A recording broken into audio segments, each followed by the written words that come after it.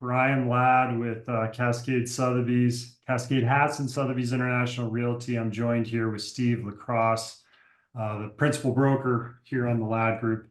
And we're going to have some fun today. Let me look. Yeah, we're about one or two after here.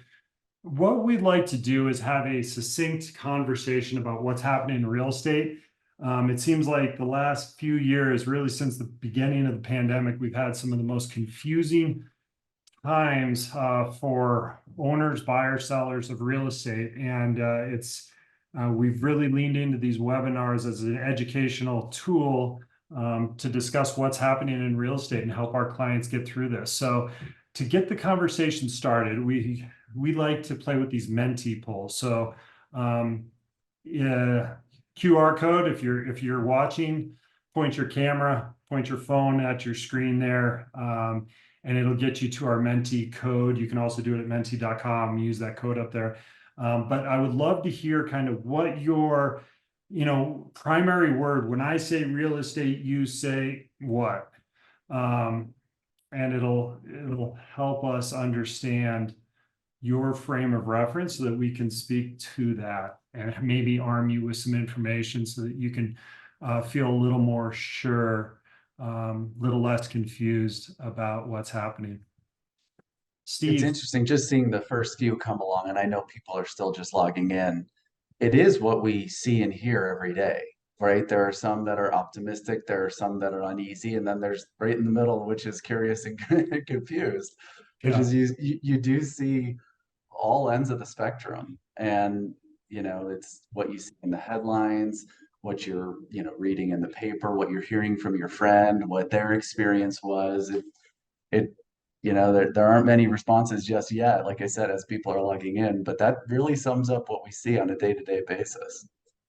Yeah, so we've got at least 20 other participants here that haven't done this yet. So please point it out. Give me a word, and I'm not going to move on to our first slide until I get two or three more words up there. But yeah, so what we're going to try to do today is have a succinct, we're going to try to boil this down to about 20 minutes about what we're seeing in real estate. What are the primary factors? There's 100 different variables that we can talk about when it comes to real estate, but we're going to boil it down to what's most affecting you as a buyer, you as a seller here in Bend, Oregon, Central Oregon, and then we'll go from there.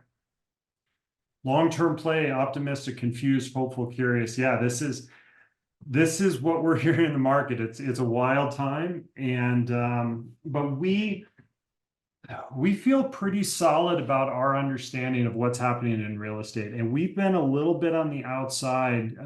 In 2020, the world was screaming that real estate was going to crash, both in the terms of the number of sales and pricing. And we felt that the data simply didn't support it, and we had to speak into that noise. And I think we navigated that quite well. And once again, we're in one of those moments where some of the headlines of what we're seeing are confusing people, and the data that we're seeing doesn't support that. That we have no agenda in house prices going up, down, number of sales going up, down. What we're trying to do is help people understand, and we think that we've got a fairly good understanding of what's happening, and we'll get to that. So I think we've got those there. Let me jump straight over to our presentation. So here we go. Steve, what are you, so we're hearing that from our clients. That's primarily being driven by the conversations that they're having with their friends, family, what they're seeing in the papers, right? Yeah, absolutely. I mean, it's been the number one thing we've talked about in our state of the markets, in our prior webinars and our monthly market reports. It really all comes down to what are the headlines saying? What are people saying? There's always the big talking points of it ran up so much, we're bound for a crash. The last time it did this, I know what happened. And, then it's on us and it's on everyone to kind of look a little deeper and go, okay, well, is that accurate? If it is accurate, we want to be here and be able to arm our buyers and sellers with that information. But like you said, when you dig in a little deeper, even into just the articles themselves, you start seeing that there's a headline that's a grabber, And then the, the subtlety of the data is actually a little bit different. It tells a different story. Yeah, I mean, this JP Morgan, I mean, their headline is, does the US risk another housing market fall? It's a great clickbait. It gets a lot of people looking at the article. But if you actually look at the article and the data that JP Morgan has interpreted and what they're projecting for the year to come, it doesn't even match the headline. JP Morgan said that even though US home prices have risen considerably over the past few years, this does not mean that we're in a bubble. Looks more favorable compared to periods when previous bubbles burst. It's all about supply and demand. We know that. They also go on to say it's unlikely the home prices will drop in 2023. So this was from a couple months ago. And they expect that prices were going to moderate in the second half of 2023, which is exactly what we saw. And so there was a lot of people 6 months ago saying the world is ending. And a lot of people sat on the sidelines when they had opportunities to get 4 or 5% interest rates. And now they're sitting on the sidelines. Prices haven't come down. Now they're at 8. But we found a lot of this. These headlines are really scaring people. But let's go to what we're seeing here on the ground. What we are seeing and what we're matching the headlines is real estate sales crashing, real estate sales down. And a lot of people mix sales price, the whole market in general. They're even combining it with commercial real estate. What does it mean to, the headlines and the articles are accurate in saying the housing sales are down? Tell us about that, Steve. Yeah, absolutely. So when you look at it, I mean, this chart is fairly self-explanatory. When you look at how many sales are actually happening, this is a nationwide chart. Historically, there's in that $4.5 to $5 million range. We saw it spike up as high as 6 million for 4.5 million, 4.5, 5 million residential sales a year. Correct. Sorry. Yeah. Yep. Sorry. And then for a couple of years, we got used to that number being closer to 5.5 and 6 million. And so now we're seeing that pullback. This is on a national level. And I think on the next slide, it shows what we've seen in Bend just over the last 5 years. We are off significantly from where we were pre-pandemic. And it depends on what you're looking at. If you're looking at Bend as a whole, all single family homes, townhomes, acreage, but no matter how you slice it, the number of sales are 30 and 40% lower than what we had grown accustomed to just 5 years ago. Yeah, we're on that trending average closer to 2,000 sales a year, where 2015, 16, 17, 18, 19, 20, we averaged about 3,000 sales a year. So down by about a third. It's the most significant drop in housing sales really since the Great Recession. And I can see why people are creating linkages to it. It's a wholly different animal, different reasoning, etc. But that was the last time sales were down this much. Well, and we've said it before, really what things come down to with real estate, it's usually just a supply and demand game, right? And when we look at these number of sales over the last 5 years, and we're significantly off where we were, we're actually closer to on par with the number of sales that we were seeing 10 and 15 years ago coming out of the crash. And the big difference was the number of homes that were available at that time. There were about 4 or 5 times as many homes available back then, while the same number of homes were trading hands. We now have significantly less inventory available, and we're trading the same number of homes are trading hands. And so that's why we say you can't just look at the number of sales. You have to look at how many homes are out there, and then we can get into, through the discussion of mortgage rates and other things, how many homes might come out there, where that influx of new inventory might come from. Is it going to come from builders? Will it come from existing homes? And so all of those things are what you need to take into account, not just the number of sales has dropped 40%. Yeah, and the big thing that is underpinning the prices right now and why the prices didn't plummet is that we simply don't have homes. We've been talking about this for months now, but this interest rate lock that most people are in has absolutely stopped turnover in the real estate market. Traditionally, I think it's about 7 to 10% homes sell every year.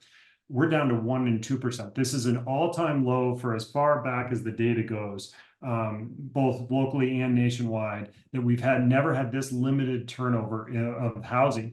And no one wants to trade in their 2, 3, 4% loan for an 8% loan in a time where home building activity was also down. And so in a supply and demand game, unless buying demand completely goes away, which we're not seeing, those home prices are being, it's this kind of tug between pricing and inventory. And the thing we're really seeing right now is inventory is winning out. And if you, this is an inventory chart of how many months of inventory we have on the market. Right now, we're sitting at about under 3 months, 2.7 months of inventory. That's up, but it's up 50% year over year. That's a headline we've seen out there in the market a lot, but that is over the lowest inventory we've ever had. And we're still less than half the inventory which we've had over the last 20, 30 years. When we went back to look at the Great Recession, because a lot of people like to talk about that, we didn't see that inflection point where prices started coming down until we got to a multiple of about 15 to 17 months of homes on the market, which means if someone put their home on the market, it's on for a year and a half, 2 years to sell that home. Very different world than we're in right now. And we're just not seeing that trajectory. So, we would need year over year doubling of inventory for the next 4 or 5 years to get to the point where we have those downward pressures in pricing that we had. And that was matched back in 2004, 5, 6, 7 with building at a pace, 3x of what we're at right now. And that's what this next one gets to. Steve, you want to bring in your, explain this one a little bit more? Yeah, so when you look at where is the possibility for new inventory to come from, or where are our homes coming from, obviously this chart's talking about new construction. And we all know the buildup into 2007, 2008 was an overflow of new construction starting, building up the inventory to levels that it couldn't support it when prices started to come off. So naturally, what do builders do? They slow down. They start getting a little bit more conservative. They don't do as many build starts. And so this chart sums it up. For 14 consecutive years, we have been underproducing what is needed in the market. So yeah, we're just getting back to that historical average now. And what we're seeing on a local level with new construction is that builders are still being conservative. Those numbers have gone up, the starts have gone up. They've started to pre-sell homes, wait till they have an accepted offer before they start, wait till they have non-refundable earnest money so that they're not putting themselves in the situation where they've got 10 homes to sell and only 2 people interested. And so they're really slowing down the pace of it so that they make sure that they're straddling the right line, balancing where the demand is and what they're producing. Yeah, and I think the other thing that is impossible to measure in the data set. There's no good data set for this, but I'm seeing it on the front line, speaking with developers, banks, both locally, regionally, nationally, is that we're now caught up into this massive increase in borrowing costs and the vacancies in commercial real estate. Why am I talking about that when we're talking about residential houses here in Bend? Well, what it's done is nationwide, the cost of lending has gone up so much for builders and developers, and all the banks are going to have so many troubled non-performing loans in the commercial space. They've said, hey, we're not lending to residential. We're not lending to any sort of development. I don't care if it's commercial. I don't care if it's residential. So I know a lot of builders and developers right now. I've got one here in town who wants to put on 30 new lots. If those lots were finished, they would sell, builders could buy them, et cetera. But they can't get the loans to actually put the streets in right now. So what we're going to get into is not only are we barely keeping up right now, we're going to see increased demand in the next couple of years to come. We're going to talk about that here in a second.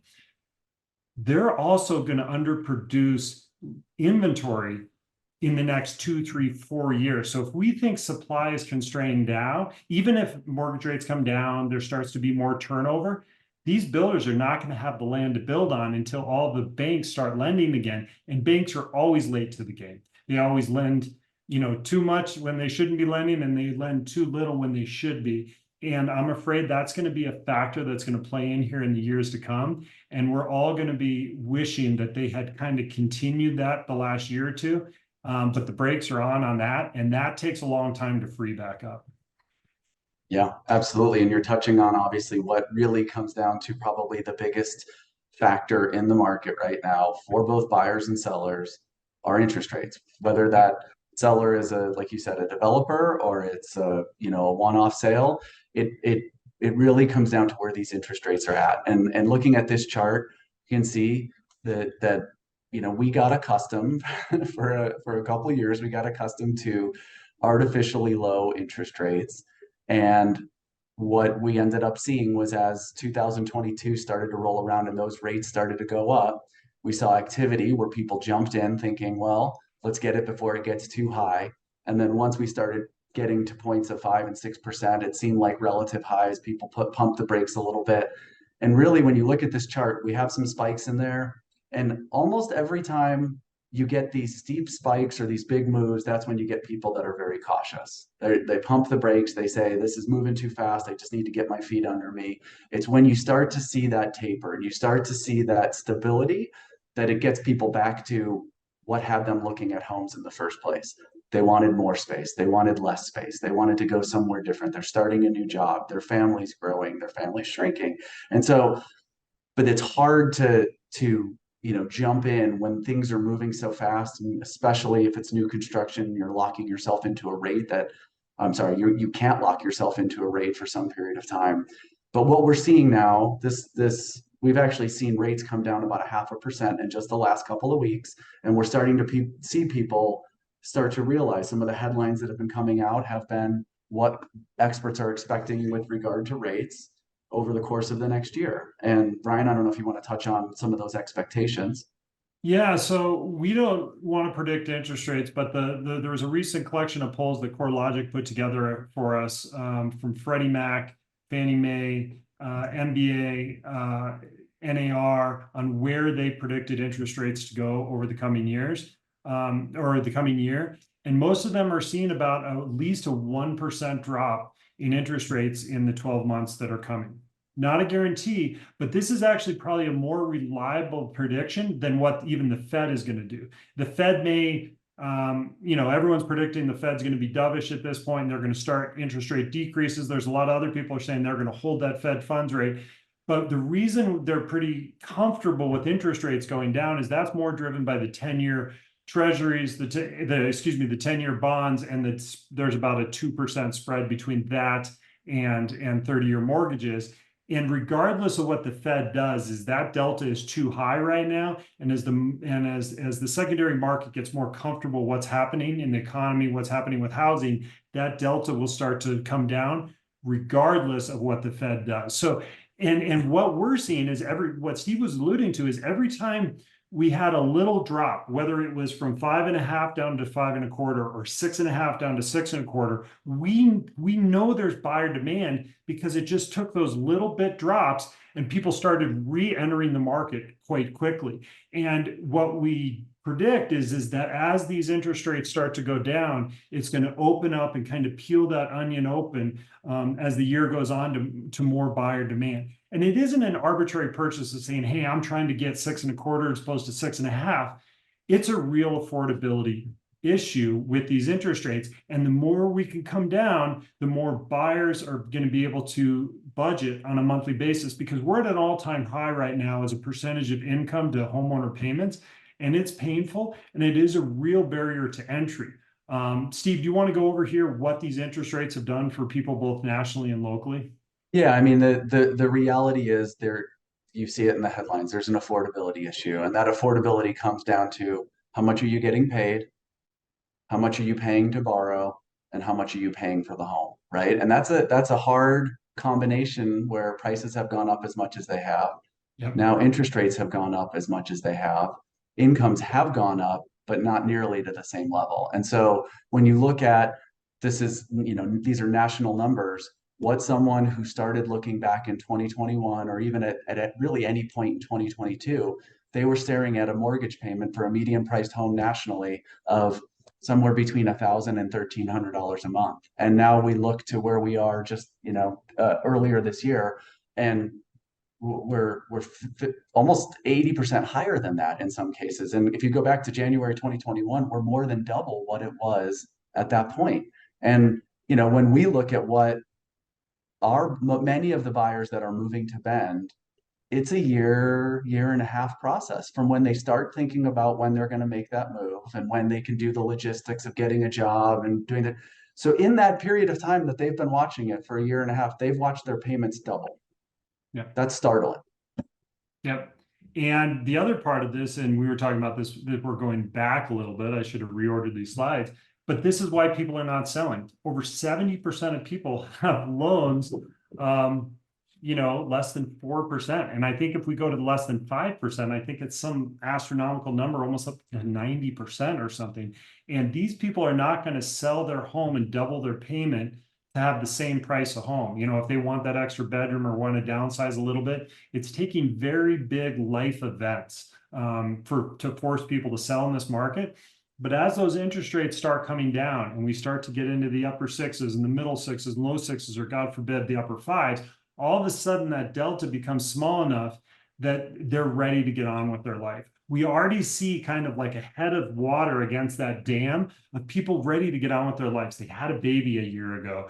They, need to downsize, et cetera, et cetera. And you can only hold off life so long before people need to get on with it. And we're already starting to see that. And then as these interest rates come down, this backlog that we have of people, with golden handcuffs to that 30-year mortgage, that's going to start to see a little bit more liquidity in the market.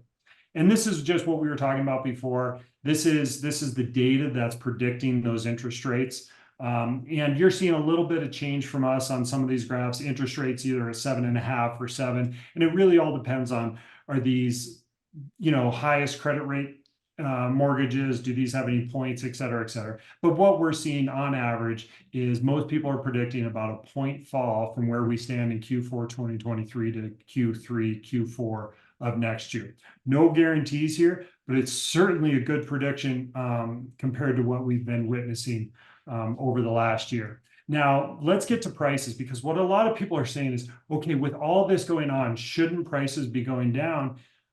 It's just not the case. This is what we had predicted 6-9 months ago, and this is the way it's playing out. We went from year over year appreciations of about 15 to 20%, 25% in some months, to a very normalization. And for what it's worth, the Fed wanted a soft landing. I think they kind of got it in housing. And right now they're in that eye of the needle where we're seeing pretty flat, maybe 1% price appreciation year over year. And it's not just here. We're seeing this nationwide, all across the US. And we're actually starting to see some really high, some acceleration in the pricing in certain markets, let's say Southeast, let's say Florida. Some of those markets right now are actually starting to see pretty strong growth, multiple offers, things that we haven't seen in a little bit. But we're seeing this not only nationally, but we're seeing this locally. Steve, can you weigh in on what you're seeing with pricing here? Yeah, absolutely. And just to quickly point out on that last slide as well, if you look at some of the markets that had the largest appreciation, and these are our feeder markets: San Diego, Seattle, Los Angeles, Portland, not quite as high, but that's where people are coming from that are moving here. And so when you have that, where they're selling their homes there, they're still getting an appreciation there. It's keeping that upward pressure on pricing, like you were saying, Brian. So yeah, and what we're seeing right now is, this was August data for the nationwide. We're a little bit more up to date with our local data here, but we're seeing this here. Nationwide, what was that, about 1%, 2% year over year? yeah. That's where we stand right now. We're up 1.5% year over year, and thank goodness those double-digit increases year over year made it a very stressful, a very greedy, a very unhealthy market. And these are the type of numbers that I think people can make decisions around. Yeah, absolutely. And I think whenever we pull up any of these charts and we stretch it out over a period of time, you can see that there is a cyclical nature, especially in the bend market. There is a cyclical nature to price movement. And so when you see it go up and you see it come down, that really isn't a huge reflection on some outside factor that's come into the market and is shifting it. We see it year after year after year. There's a peak into the run up into the spring and the summer, and we usually have somewhere around 6 to 8% from peak to trough every year. And what we've seen even more so, and where some of those extremes, they do the monthly release of the median home price, where we've even seen a bigger discrepancy is when you have so few homes changing hands every month. As you see homes in different price categories changing hands, it makes some of those extremes even more pronounced. And so that's, again, another one of those things that when you see it, you do have to kind of pause and go, is this just part of the cycle that we would normally expect? Is there another factor going on? but yeah, I mean, this sums it up. We actually have had some stability in pricing. It's exactly what we would want to see. We don't want to see a big run up and then a big drop. You want to see back to a normal cycle. And as much as I want to throw up when I see a 925,000 as the median sales price, I think I've got average up there, but I think it's an average or median. There's a slight delta there. But when I start seeing a 9 in front of average or median price for single family homes in Bend, it's pretty tough. If you put in all product type, which is normally what you see in the data, it's more in the upper sevens. But it's still it's absolutely a crisis in that regard. But just because it's a crisis doesn't mean um, it's not going to stay. And those are conversations that we're going to get into. I'm setting up some more webinars with housing directors for the city of Bend, things like that, talking about how they're going to try to match that with different housing types, more inventory, faster approvals, lower SDC fees, all those types of things. And I'm not going to get into that right now. But that's a tough pill to swallow, and I think it threatens some of the viability and growth that we have in our future unless we can get our handle around this quality of life. I think this plays into homelessness, everything. But you know me, that's a soft subject for me, and we'll address that more.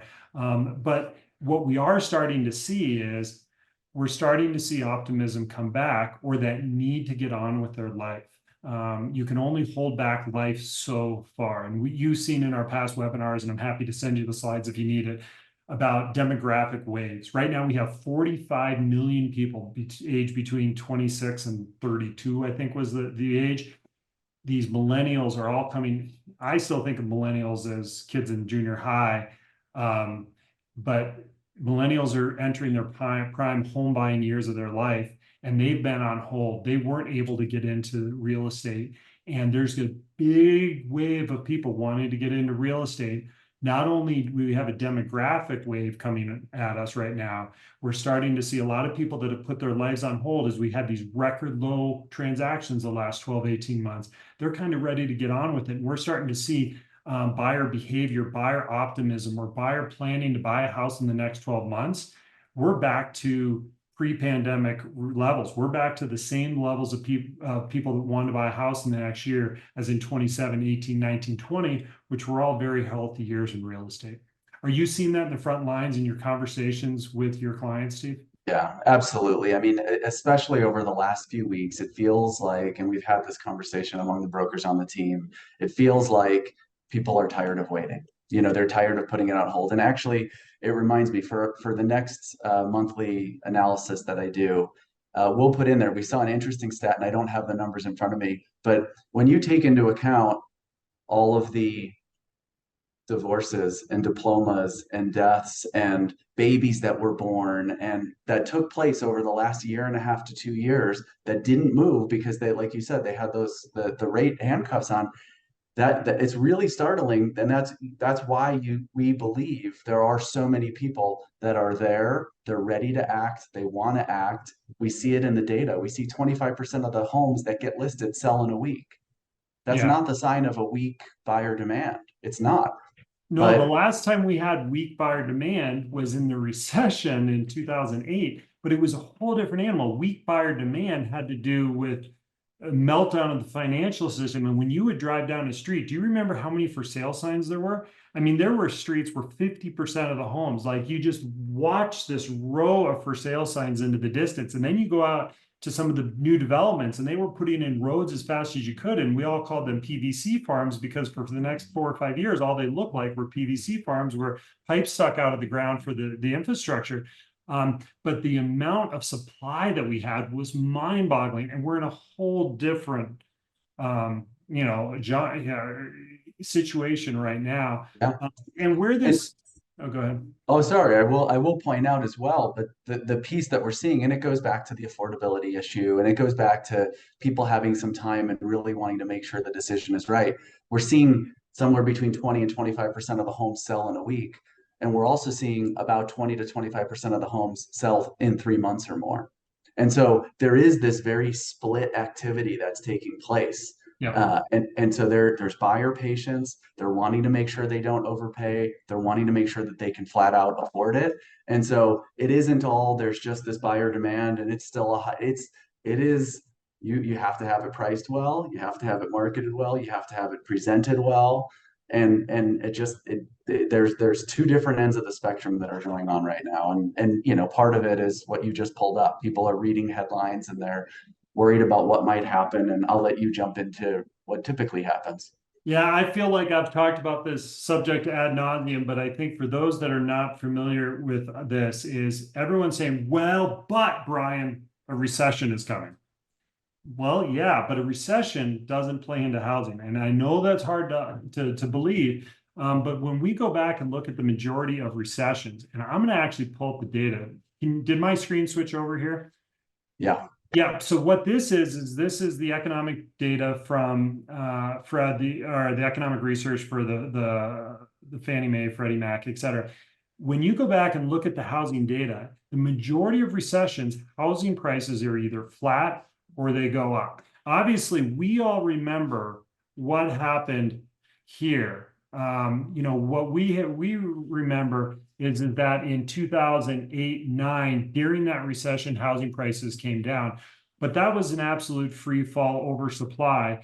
But that was really the outlier. That was the anomaly. If we go back and look at all the other times in our history dating back to the 1950s, and if you look at this, this is the number of, or the median sales price of houses, and each one of those vertical gray bars is a recession. If we go back into, the 1980s where we had some recessions, my dad was a builder during that era, and I hear all the stories. Most of the times, the housing prices were equivalent or stronger at the end of the quote unquote recession. And the reason we're talking about this right now is that we're at a time where sometimes housing leads into the recession.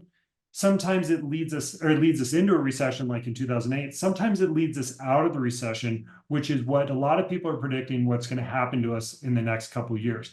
If a recession happens, the Fed has to respond with more consumer spending, lower interest rates, et cetera, benefiting housing. And what we're going to see is that as housing starts to turn over, home building starts, they hire plumbers, electricians, et cetera. People buy new cars, they get new insurance policies, et cetera, et cetera. It's going to be the lubrication that gets the economy going and is going to be one of the first sectors to recover. And so we're really predicting that the housing is going to be one of the quickest things to recover, if not already recovering by the time the recession, quote unquote, starts. Whether it's a soft landing, we go into recession or not, is still up for debate. But in all situations, it looks like housing is going to be one of the stronger performing categories in the next couple of years to come. Yeah. So, another headline, I just pulled it up today on Forbes Advisor. Housing market in mid-recession. It's a great headline. It gets you scared, right? But if you actually dig into it, they said the reality of home prices don't necessarily decline because of recession. And this is what we've been seeing for years. And it was too funny because I found this again today. Ultimately, supply and demand dynamics dictate the outcome for prices. And it's really geographical. It's unique to our market. And that's where we get into really what's happening here in Bend, Oregon. So Steve, let's put a bow on this and just go, if you're a buyer, if you're a seller, a few things to think about. Yeah, absolutely. We touched on this a little bit. High prices, high mortgage rates, there's low inventory. It makes it difficult. Buyers are doing exactly what we have on the second bullet point. They're being patient. They're ready. They're patient. They've been watching. They're educated. They know when it's a good opportunity. They know when they want to sit a little bit longer. Having a long-term outlook. That was one of the 5 or 6 things we had on the Menti poll, right? It's a long-term play, and that's what it is. At the end of the day, that's what housing is for most people. And so having that in mind as you're trying to, like I said, take a new job, start a new family, whatever it might be. Interest rates, we've seen a little bit of relief over the last few weeks. We've seen about a 0.5 point reduction. That will lead to some buyers getting off the fence. There's no doubt. We've seen it repeatedly. That will also lead to some sellers jumping back in and saying, okay, now I can make that move and get out of the house that I'm in. And the discrepancy between the rate that they've got and the new rate is enough for them to say it's time for me to get on with things. So from a selling standpoint, inventory is low, but sellers are talking about coming to the market. We see that every time this year. We see people taking their houses off the market. We see people waiting till the weather gets a little bit warmer. We get into the new year to list. So there's some shadow inventory out there. If you're a seller, try to get ahead of that curve. There will be an influx of new inventory that comes on in February, March, April, May. It's nice to not have as much competition at a time when there are very in-demand, ready buyers. So I think Well, that there was does. one lie in our webinar today. I said we'd be done in 20, 25 minutes, and here we are at 35. So, On par for for what we do. okay. Well, anyways, I really appreciate everyone that joined us here today. We can send, we'll follow up with this. If you'd like a copy of the slides, just reply back to the invite for the webinar. We can send you a copy of those, set up a meeting, whatever you'd like. But once again, we appreciate you being part of this discussion. We're here for you now, in the coming recession, maybe in the next 5 years, whether it's on ski hill or it's out on the river. We're here for you. And Steve, thank you so much for joining us. And Jamie, thank you for putting this all on for us today. Thank you, everybody. Take care.